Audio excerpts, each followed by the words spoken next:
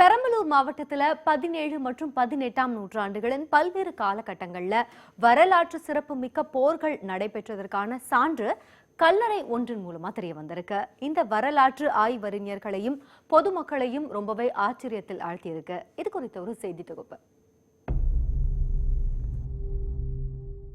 பெரம்பலூர் மாவட்டத்திற்கு வரலாற்று ரீதியாக பெருமை சேர்க்கும் விதமாக 16ஆம் நூற்றாண்டின் இறுதியில் தூங்கானை மறவன் என்ற குறுநில மன்னரால் கட்டப்பட்ட ரஞ்சன்குடி கோட்டை என்ற கோட்டை உள்ளது.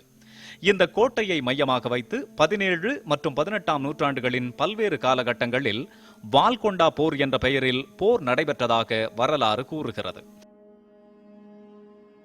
இந்த போரின் போது இங்கிலாந்து படைத்தளபதி லெப்டினன்ட் HCRW ஸ்மித்தின் குழந்தை உயிரிழந்ததால் அந்த குழந்தையை போர்க்களத்திலேயே புதைத்து கல்லறை ஒன்றை எழுப்பியது தற்போது தெரிய வந்துள்ளது. ஹாஸ்பிட்டலுக்கு பின்னாடி காம்பவுண்ட் சுவர் எடுக்கிறதுக்காக சுத்தம் பண்ணாங்க. அந்த காம்பவுண்ட் சுவர் சுத்தம் பண்ணும்போது ஒரு புதர் பெருசா இருந்துச்சு.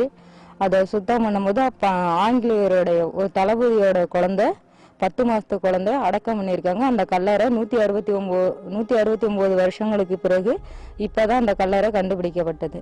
போர்க்களமாக திகழ்ந்த வாலிகண்டபுரத்தை தொல்லியல் துறை ஆய்வு செய்தால் மேலும் பல வரலாற்று உண்மைகள் வெளிவரும் என்கின்றனர் இந்த பகுதி மக்கள்.